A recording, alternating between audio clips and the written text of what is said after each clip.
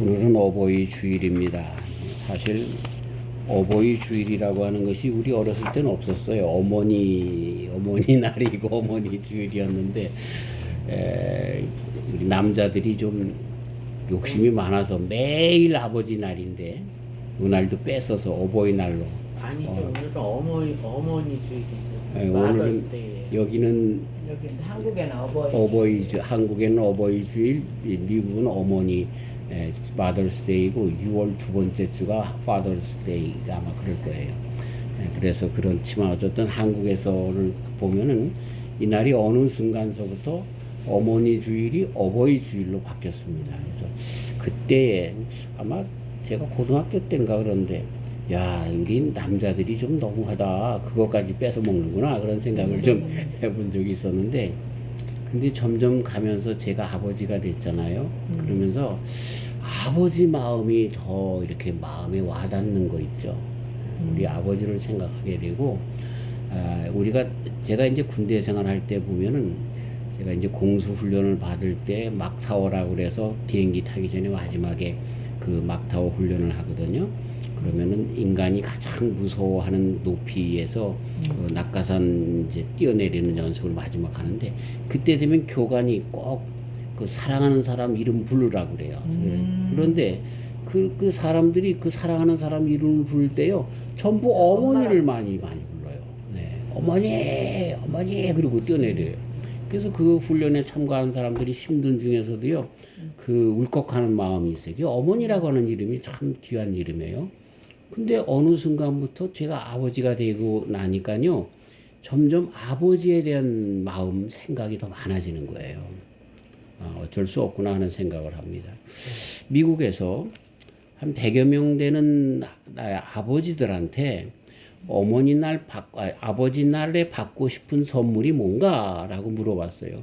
근데 82%가요 자녀들과 함께 하루 종일 음식 같이 먹고 게임하고 하루 종일 지냈으면 좋겠다. 그게 바라는 거라는 거예요. 근데 그게 제 마음이기도 하거든요, 사실은요. 그래서 제 생일이 지나갔을 때 아이들이 전화를 했길래 왜 너 선물 안 주냐 그랬더니 무슨 선물 바라는데 난 너 깜짝 아빠 나왔어 그리고 올 줄 알았다 그랬는데 안 왔다고 내가 그랬더니 아이고 진짜 잘못했네. 그리고 우리 애들들이 그러는데 이 아버지의 마음이 자꾸만 읽혀지는 거예요. 제가 중학교까지 강화에 있으면서 중학교 3학년 때 어머님이 돌아가시고 그리고 우리 아버님이 쇼크로 이제 반신불수가 돼서 좀 용신하기가 힘든 그런 몸을 가지고 사셨는데 그래서 강화에 사시고 나는 고등학교 때부터 인천에서 그래 하면서 고등학교, 대학교 이렇게 다니면서 잘 못 가는 거예요, 집에를. 그리고 지금처럼 핸드폰이 있어서 뭐 전화를 가끔 해서 아버지 어떠세요? 이렇게 물어볼 수도 없고요. 힘들었었어요. 그랬는데 그리고 강화에 가기도 힘들고 그래가지고 가는데 가보면은요 우리 아버님이 그 길에 그 차들이 다니는 길에 이렇게 나무 의자에 앉으셔가지고 거기서 타령을 하시는 거예요. 대산이 높다 하대 그러면서 타령을 하면서 그렇게 늙으신 분이 그러면서 지내고 계시는데 그것을 보면서 야 내가 참 너무했다 그런 생각. 우리 아버님이 15을 낳으셨잖아요. 근데 사변통에 넷을 이루시고 11남매인데 그런데 넷째 형님 댁에서 머물면서 넷째 형수님이 잘 우리 아버님을 끝까지 그렇게 봉양하셨는데 아무도 그렇게 전부 생활에 바빠서 말이죠. 찾아가 뵙지도 않는 거예요. 그래서 내가 우리 아버님을 보면은 야, 참 외로우셨겠다 하는 생각과 그리고 그것이 우리 하나님의 마음이 아닌가. 내가 누구로부터 났어요? 하나님께로부터 났는데 얼마나 바쁜지 몰라 하나님 앞에 가기가. 일주일에 한 번 가는 것도 아주 유세한다니까요. 네. 그리고 다 하나님께로부터 왔는데 그것 가지고 내 것인 양 그렇게 사용하고 하나님 앞에 헌금 드리면서 유세한다니까요. 제가 아는 장로님 권사님 계신데 그 딸 둘에 아들 하나 있는데 이 작은 딸에게 어떤 상가를 하나 줬어요. 그런데 그 상가를 다 팔아가지고 그분이 테슬라 맨 처음에 할 때 그 테슬라 증권을 사가지고 아주 대박이 터졌어요. 그래가지고요, 지금 미국의 곳곳에 집이 다 있고요. 그 사람들이 하는 일이 뭐냐면 그냥 매일 여행 다녀요. 매일 여행 다녀요. 뭐 더 구체적으로 얘기하면 누군 줄 알까봐 얘기를 못 하겠고요. 어쨌든 그러면서 이 딸이 누구랑 결혼했냐면 목사님 아들인 목사하고 결혼했는데 그렇게 하다 보니까 돈이 많으니까 세계 여행을 다니고 그러면서 교회를 안 가는 거예요. 그리고 아버지를 너무 싫어하는 거예요. 아버지가 나에게 해준 게 어딨냐고 그러면서. 그 내가 객관적으로 생각을 해봤어요. 아버지가 유산으로 상가를 줬는데 그걸 팔아서 사실은 그것 때문에, 그쵸? 그것 때문에 부호가 된 거 아닙니까? 그런데 그걸 가만히 보면서, 야, 사실 자기가 이 땅에 태어난 것도 아버지 덕이고 자기가 이렇게 부자가 된 것도 아버지 덕인데 아버지가 나에게 해준 것이 무엇이냐고 하면서 아버지하고 상종도 안 하더라고요. 요즘 돌리는 소식이 암에 걸려서 어려운 가운데 있는데 우리가 늘 매일마다 기도 부탁을 받고 기도를 드리고 있는데 그 사람이 이제 드디어 그 딸이 예수님을 영접하고 아버지 어머니와 관계가 좋아졌대요. 참 그런 걸 보면서 이제 암도 낫게 해주시겠지 하는 생각을 하는데요. 그게 우리 인간의 모습이더라고요. 그리고 그렇게 딸에게 모든 것을 줬음에도 불구하고 당신이 나에게 해준 것이 무엇이냐라고 오히려 치대는 그러한 그 자녀의 모습이 하나님과 우리의 관계 속에서 있는 모습. 우리 아버님이 11알을 그렇게 기르셨는데 아버지가 우리에게 뭐 해주셨냐고 하면서 그렇게 오히려 정말 그렇게 치유되는 그런 자녀들의 모습이 우리의 모습이 아닌가 생각을 하면서 요즘은요, 어머니라고 하는 관점 속에서 아버지를 읽으려고 하는 것보다, 하나님을 읽으려고 하는 것보다 아버지의 관점 속에서 하나님을 더욱더 이렇게 이해하고 싶은 생각이 더 많아졌어요. 어쩔 수 없이 나는 어머니가 아니라 아버지니까 그런 관점에서도 그렇게 되겠죠. 성경에 보면은 하나님을 아버지라고 묘사합니다.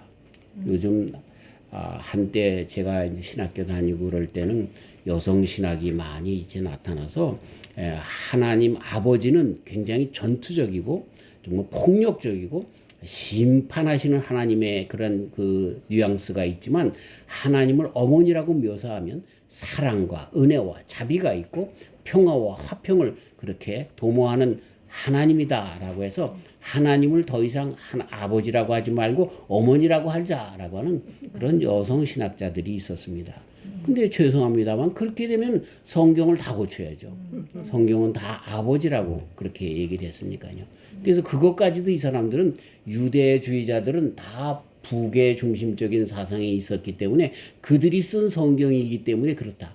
그들이 쓴 성경이 아니라 그 성경은 옛날부터 내려온 하나님께서 주신 성경이지 그래서 하나님께서 당신을 아버지라고 그랬지 하나님께서 당신을 어머니라고 그렇게 이야기를 하지 않았던 것이죠. 물론 거기에 신학적인 이유가 있습니다.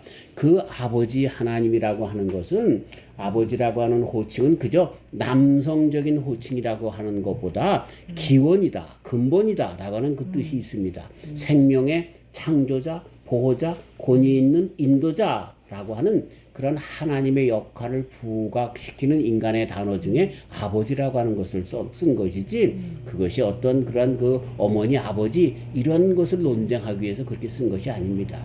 그래서 자녀를 사랑하고 양육하고 물질로 채워주고 훈육하고 이렇게 정말 포용해주고 보살펴주고 막아주고 하는 그러한 역할이 아버지 하나님이라고 하는 그 이름 속에서 있다라고 하는 것입니다.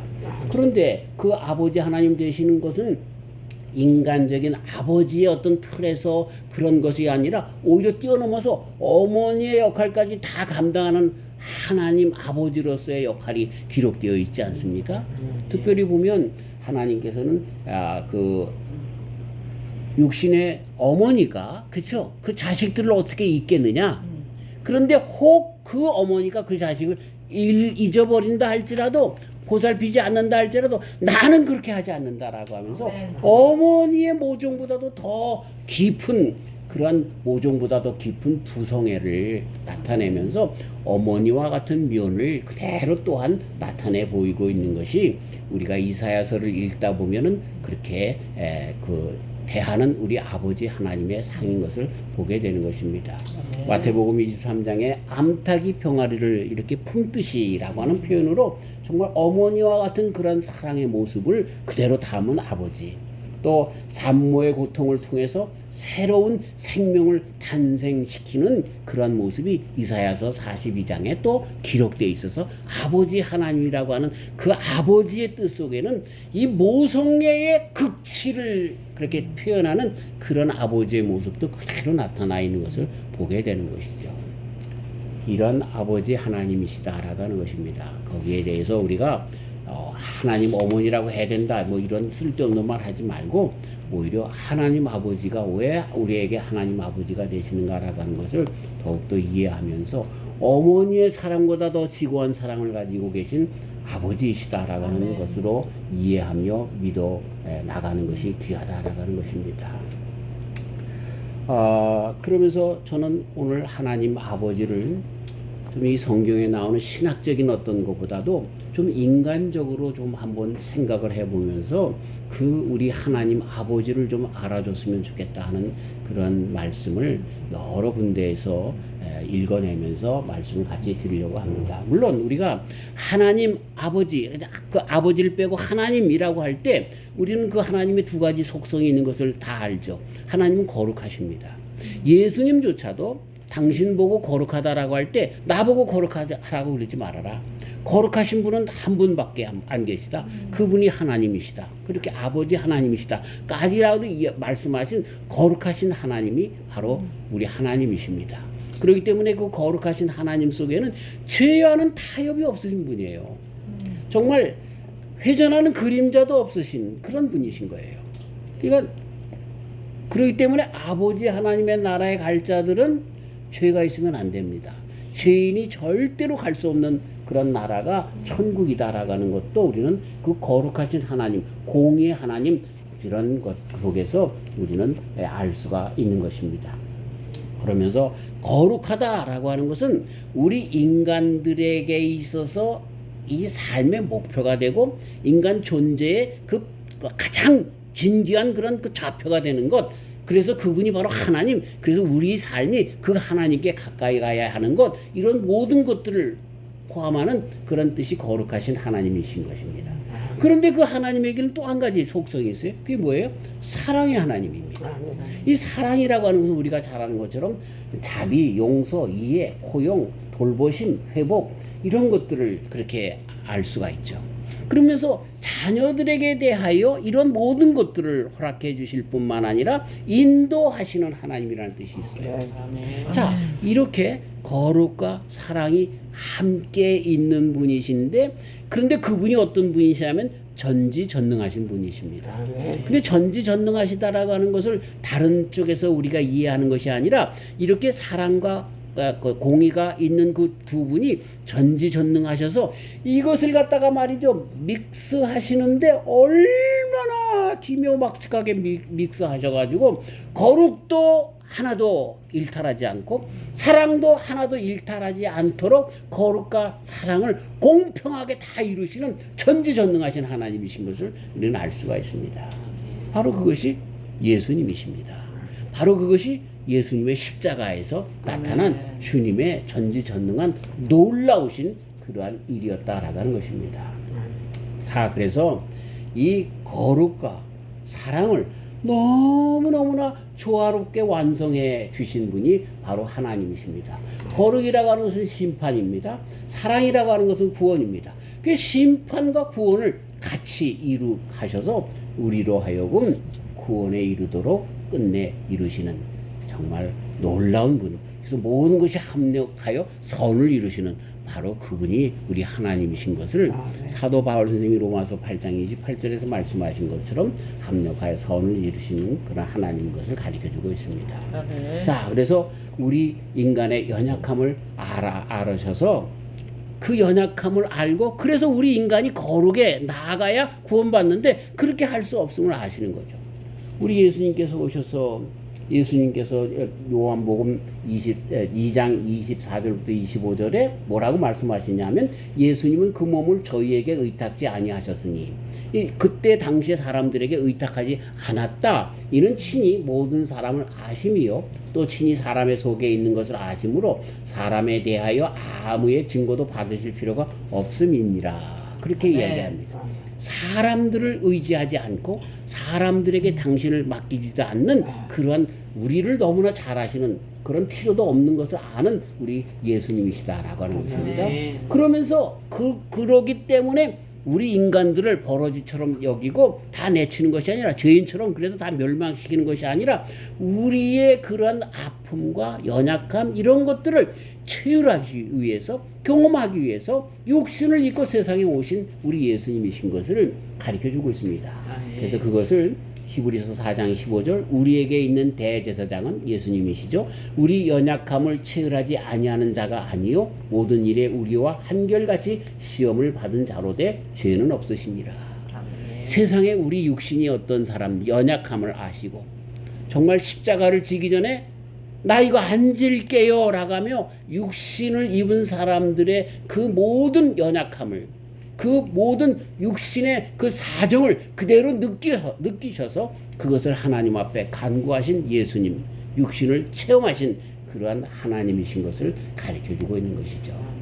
그러면서 그런 가운데서 무엇이 가장 좋고 완벽한 길인가라고 하는 것을 알려주시고 그 길로 나아가게끔 하시는 주님, 우리를 체험하시고 그냥 우리가 멀리 계셔서 우리 한국에 하느님이라고 하는 개념이 있습니다. 이 하느님이라고 하는 개념은 신들이 많이 있어요. 세상에는 273종의 귀신이 있어요. 그 김태권 교수라고 하는 분이 한국의 귀신들을 종류들을 다 계산했는데 몽달 귀신, 처녀 귀신, 뭐서부터 삼태 귀신, 뭐 성황당 귀신, 삼신 할머니, 뭐 이렇게 해서 귀신의 종류들을 전국을 돌아다니면서 다 그렇게 계산해서 273종의 귀신이 있다고 그랬는데 그런데 그 위에 있는 신이 있어요. 그것이 지고의 신, 가장 높은 신인 하느님입니다. 하늘에 있다 그래서 하느님입니다. 근데 이것이 우리 한국의 정서에 그 하느님과 하나님하고 같은 정서로 맞아들여서 공동 번역을 할 때 그리고 지금도 천주교에서는 하느님으로 쓰고 있는데 저는 그것은 조금 거기에 더 넘어가야 그 개념 속에서 이해한다면 우리는 많은 귀신 속에서 그 위에 있는 하느님이다라고 하는 것으로 생각하고 싶지 않습니다. 하느님이 아니라 하나님 오직 한 분이신 하나님이신 것을 우리는 고백하고 있는 것이죠. 어쨌든 많은 사람들이 그렇게 이야기하는 그래서 그 하느님은 지고의 하나님이기 때문에 세상에 있는 일들을 간섭할 필요가 없다는 거예요. 세상에 아멘이 아니죠. 우선은 273의 귀신들이 있어서 그놈들이 가지고 그 세상을 휘두르고 있는 거지. 하느님이 그것을 갖다가 할 필요가 없다고 생각하는 것이 샤머니즘적인 생각에 있는 종교에서의 하느님입니다. 그러나 우리의 하나님은 그런 하나님이 아니에요. 섭리하시고 체휼하시는 우리와 함께 우리 속에 계셔서 지금도 성령님으로 우리와 함께 역사하시는 하나님이라는 거예요. 네, 그 하나님이 바로 하나님이시다라고 하는 것입니다. 그래서 본문에서 보니까 계명을 우리들에게 주셔서 그 계명을 지켜야 될 이유를 설명해 주시는 거죠. 네. 우리의 삶을 간섭하셔서 우리 인간들이 이렇게 살다가 다 죽는다는 거예요. 요즘 한국의 그런 일들을 이렇게 분석하고 하는 사람들에 의하면 2050년인가요? 2060년 되면 한국이 멸망한대요. 왜냐하면 자녀들이 없어서 안 나서. 지금 그렇잖아요. 점점 결혼이라고 하는 것을 아주 그냥 어떤 그런 필요 없는 것으로 알고 자녀들을 갖다가 낳지 않게 되죠. 지금 벌써 중국의 사람들이 많이 밀려들어서 300만 명이 통계적으로 있고요. 중국에 어느 시는 전부 중국 사인판으로 다 돼 있어요. 그리고 비공식적으로 600만이 벌써 들어와서 중국 사람이 살고 있다는 거 아닙니까? 한국 사람들은 아이를 안 낳아요. 점점 이방 아이들이 들어와서 이제 하게 되는데, 그래서 이제 참 어려움 여러 가지가 있는데, 자, 이런 것들이 왜 그러냔 말이에요. 왜 그러냔 말이에요. 사람들이 똑똑하고 과학이 발달되고 그래서 자기네들 나름대로 이런 식으로 저런 식으로 나가면 될 것 같은데 그렇지가 않다는 거예요. 하나님께서 무엇을 우리들에게 여기서 가르쳐 주는 거예요? 이스라엘 백성들에게 내가 너희들에게 이 말씀을 주시는 것은 왜 준다고요? 그렇게 해야 너희들이 가는 그 가나안 땅에서 여부수 족속, 시위 족속 이런 모든 족속들이 다 몰려 나가고 하나님의 복을 누리며 그 땅에서 너희들이 안전하게 살고 번창하게 되리라. 내가 말씀을 주는 것은 너희들 골탕 먹이고 어렵게 하는 것이 아니라 그것이 너희들이 잘 살고 잘 사는 방법으로 주는 거란다. 아멘. 그거예요. 우리 하나님이 정말 놀라운 방법으로 우리들에게 그렇게 함께 하시는 분이시다라고 하는 것입니다. 그래서 10절 11절에 그 말씀이 나오는데, 여호와께서 가라사대 보라 내가 언약을 세우나니. 왜 언약을 세워요? 곧 내가 아직 온 땅 아무 국민에게도 행치 아니한 이적을 너희 전체 백성 앞에 행할 것이라. 이제 들어갈 그 땅에서 이적을 베푼다는 거예요. 예? 정말 가나안 땅에 먼저 살고 있는 이 여부수, 히위 뭐 이런 족속들이 다 그 속에 있는데, 이런 모든 것들 앞에서 오히려 이적을 행하면서 그들을 다 물리치고, 그래서 아모리 사람과 가나안 사람과 헷 사람과 브리스 사람과 히위 사람의 사람과 여부수 사람을 쫓아내리니, 이러한 일들을 이루기 위해서 하나님께서 말씀을 주신다는 거예요. 아멘. 우리의 삶에 진정한 형통과 행복과 번영을 주시기 위해서 하나님께서 말씀을 주셨다라고 하는 그런 말씀인 것입니다. 아멘. 우리에게 하나님께서 말씀을 주시는 것은 아빠 아버지로서 우리 인생의 길을 알기 때문에 그래요. 나라의 흥망성쇠, 각 개인의 흥망성쇠, 또 각 개인이 잘 되는 것, 한 가정이 잘 되는 것, 정말 사회가 잘 되는 길을 알려주시기 위해서 말씀을 주셨다는 그런 얘기입니다. 이게 아버지 하나님께서 정말 사랑과 이 거룩이 같이 공존하시면서 전지전능하셔서 그것을 잘 이루시는 하나님께서 말씀으로 우리에게 주시는 이유다라고 하는 것입니다. 아멘. 자, 이런 하나님을 우리는 잘 이해하고 이제는 하나님을 바르게 알고 나가야 할 것입니다. 뭐 신학적인 다른 이야기보다 인간적으로 한번 생각을 해 보려고 합니다. 하나님께서 우리에게 아버지가 되십니다. 아버지가 되셔서 이 성경 전체에서 보는 것은 뭐냐면 부족한 우리들을 끝까지 기다려 주십니다. 기다려 주시는 하나님이십니다. 그러면서 기다리시면서 제가 맨 처음에 우리 아버님을 그렇게 회상하면서 말씀드린 것처럼 참 외로우신 하나님이신 것을 보게 됩니다. 우리 하나님 너무나 외로우세요. 자기가 다 가지고 있어서 그 자녀들을 주셨는데 그 자녀들은 하나님께로부터 받은 유산을 가지고 자기 마음대로 쓰는 탕자와 같이 탕진하는 삶을 산다는 거죠. 그리고 그 길로, 그래서 그들이 그곳에서 참 즐거운 인생, 효과적인 인생, 보람 있는 인생을 산다라고 하면 나름대로 그것을 바라보면서 그 녀석 잘 살면 됐지라고 그렇게 있을 텐데 그것도 아니에요. 점점 돼지 우리에 가서 치면서 돼지 열매, 쥐업 열매도 못 먹어서 쩔쩔매는 상황으로 나가는 걸 알면서 기다리시는 하나님, 너무나 애처롭고 외로우신 우리 하나님이신 거죠.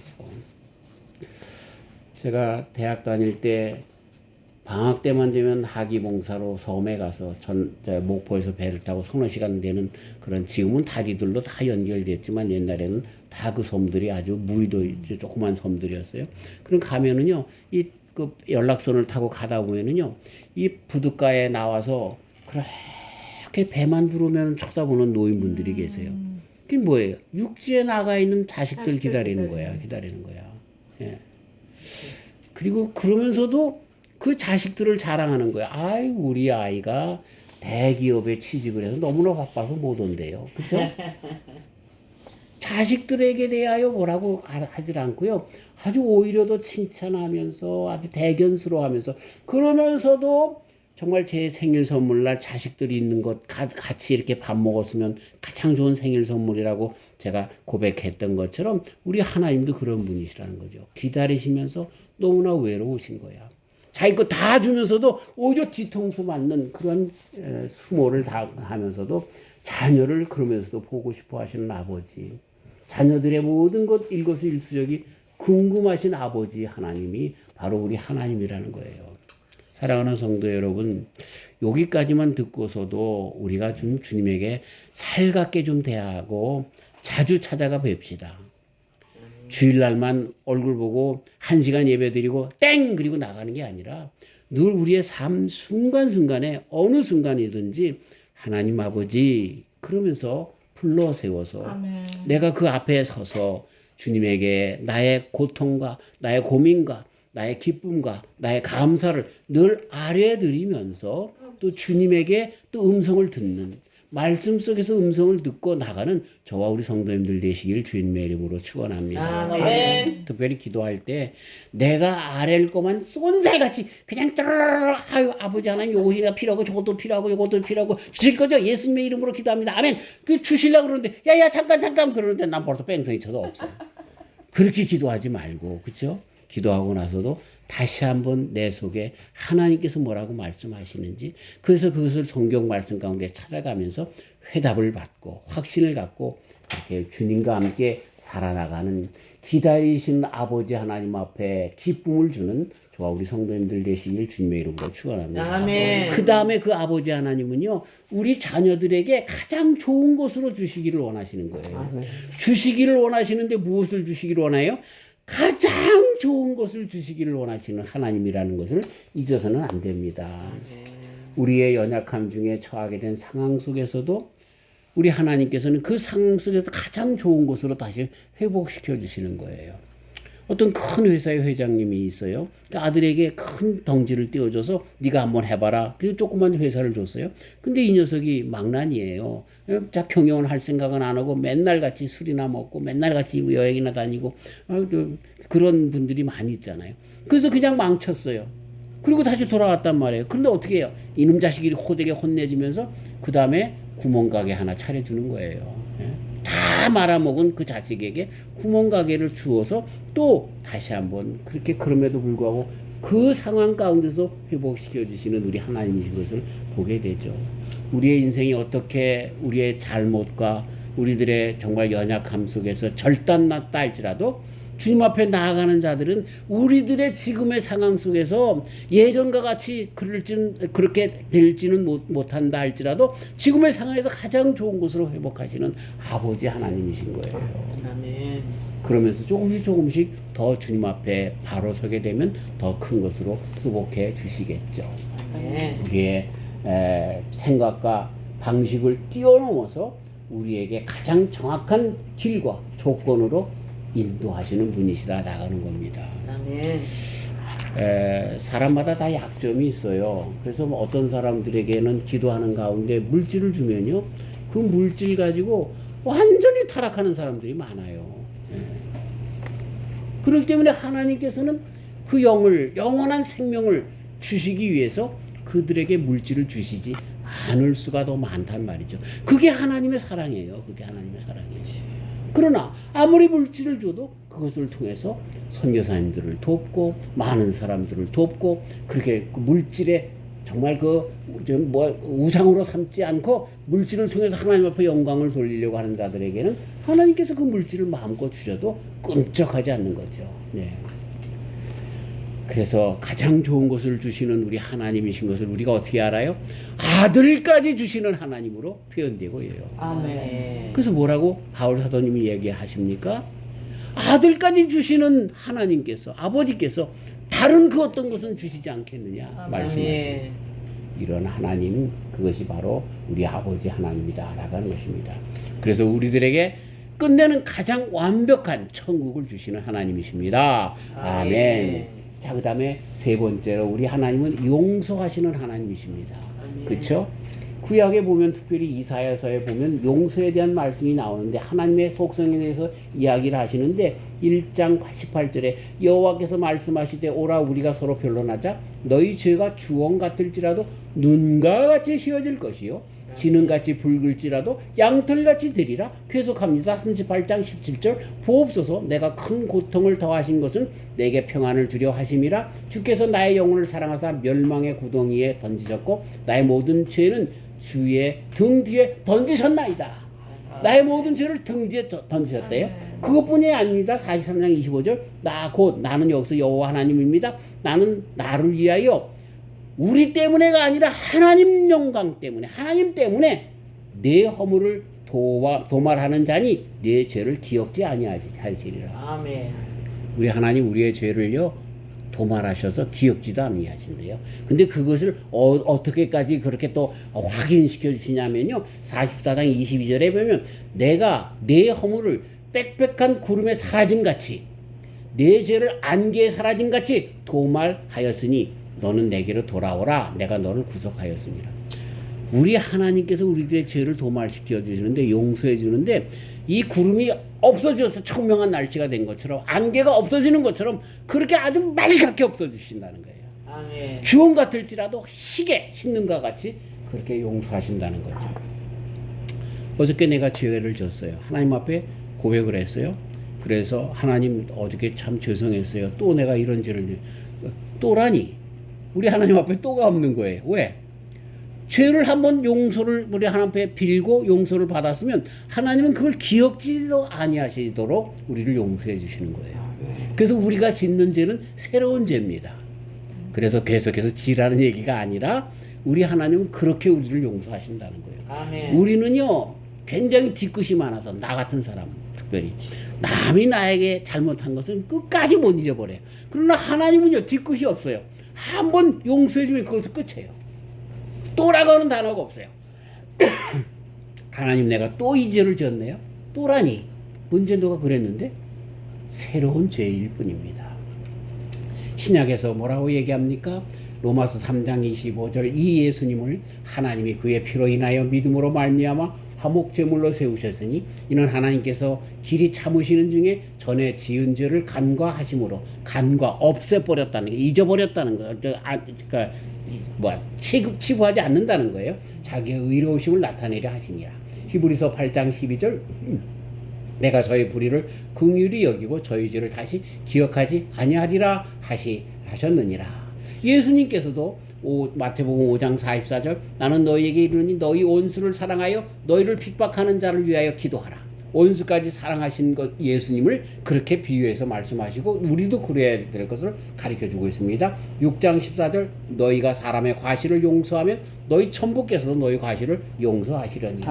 18장 21절 그때 베드로가 나와 가로되 주여 형제가 내게 죄를 범하면 몇 번이나 용서하여 주리까? 7번까지 하오리까? 예수님께서 가라사대 네가 이르노니 7번뿐 아니라 70번씩 7번이라도 할지니라. 70번씩 7번이 어느 정도냐면 이 히브리 저기에는 아주 7이라고 하는 것이 완전수인데요. 그것을 70번씩이라도 그렇게 7을 계속 하라는 얘기는 끝없이 완전 그냥 무한대로 하라는 그런 말씀인 것을 알 수가 있습니다. 용서하시는 우리 하나님이십니다. 그래서 탕자의 비유 속에서 이것이 아주 너무나 잘 있는데 그것을 우리가 소개할 필요는 없죠. 다 아는 얘기니까. 그렇게 자기의 것을 다 가지고 와서 그렇게 다 탕진하고 돌아온 그를 나간 날부터 기다리면서 우리 기다리시는 하나님이라고 처음 하나님의 속성을 얘기했을 때 말씀드린 것처럼 그렇게 기다리면서 돌아오니 그 죄를 없이 하시는 새롭게 반지를 끼우시고 신을 신기시고 새 옷을 입히셔서 천국 자녀 삼으시는 우리 아버지 하나님이신 것을 가르쳐주고 있는 것입니다. 아멘. 그리고 우리 하나님 아버지는 끝으로 공급하시는 하나님이십니다. 아멘. 해와 바람과 비를 적당히 주시는 하나님, 그리고 그것뿐만 아니라 자녀들에게는 특별히 먹이시고 입히시면서 또 특별히 그 사명을 맡은 자들에게는 그 사명을 담당할 수 있도록 건강과 물질로 축복하시는 우리 하나님이시다라고 하는 것입니다. 그런데 전제가 있다고 하면 내가 주님의 자녀가 되어야 하는 걸 잊어서 버려서는 안 되는 것입니다. 계속해서 그렇게 하나님 앞에 너무나 정말 달콤함만 자꾸만 빼앗아 먹으려고 하지 않고 이미 받은 그런 많은 하나님께로 받은 그런 유산이 있는데도 불구하고 그것 말고 또 내 욕심 가운데 더 구하지 말고 하나님의 자녀로서 나에게 주신 것 감사하면서 내게 능력 주시는 자 안에서 내가 모든 것을 할 수 있다는 바울 사도님의 고백과 같은 고백으로 나아갈 때 주님께서 분명히 공급하십니다. 왜 이 시대에는 예수님 당시 그리고 사도행전에서 나오는 것처럼 그런 기적이 없는 걸까요? 그것은 많은 사람들이 하나님을 사용하고 이용하고 도용하고 자기 욕심을 채우기 위해서 그런 줄을 압니다. 그러나 지금도 선교지에서는 얼마나 많은 기적이 일어납니까? 하나님께서 얼마나 큰 힘으로 공급하십니까? 그것은 주님의 일들에 신경 쓰고 있기 때문에 하나님께서 봐주시기 때문에 그런 것을 우리는 잊어서는 안 되는 것입니다. 자, 사랑하는 성도 여러분, 말씀을 마칩니다. 하나님 아버지를 이제는 알아되기를 주님의 이름으로 축원합니다. 하나님 외로우신 분입니다. 나를 기다리시는 분입니다. 나의 모든 것을 알고 싶어 하시는 분이십니다. 기도로 더욱더 주님에게 가까이 가서 주님에게 위로가 되고 기쁨이 되는 저와 우리 성도님들 되시기를 바랍니다.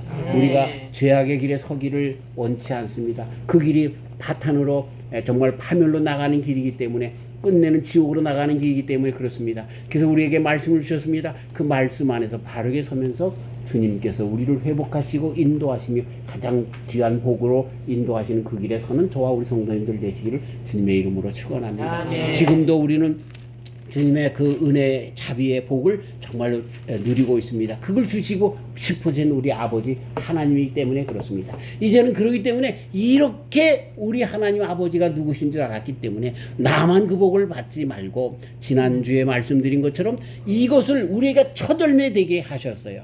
그래서 내가 먼저 누리고 그리고 이것을 모든 사람들에게 전파하는 그 자리에 나가는 저 우리 성도님들이 다 되시기를 주님의 이름으로 축원합니다.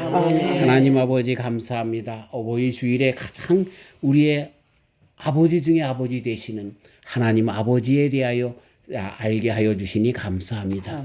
이제는 우리 하나님 아버지께로부터 모든 것을 받은 저희들 하나님을 외롭게 하지 않으시고 기다리시는 하나님 앞에 늘 아무 때나 시도 때도 없이 찾아뵈며 기도하며 또 말씀을 들으며 교제하면서 살아가서 외로운 것이 아니라 나를 친구 삼아 기쁨으로 정말 우리의 일생 중에 그리고 영원토록 주님과 함께 살아가는 저희들 되어서 우리로 인하여 기쁨이 되게 하여 주시옵소서. 우리의 죄를 용서하시는 주님 감사합니다. 더 이상 죄 가운데 거하는 것이 아니라 이러한 귀한 우리 하나님 정말 우리에게 아빠 아버지 되시는 하나님을 마음껏 자랑하고 또 전파하여서 많은 영혼들이 다 주님의 자녀들인데 그 주님의 품으로 돌아오는 것에 앞장서 일을 하기 때문에 우리로 인하여 기쁨을 감추지 못하시는 아버지 하나님의 모습을 늘 보면서 그래서 찬송하며 하나님과 함께 기뻐하며 남은 여생 살아가는 우리 모두가 되게 하여 주시옵소서.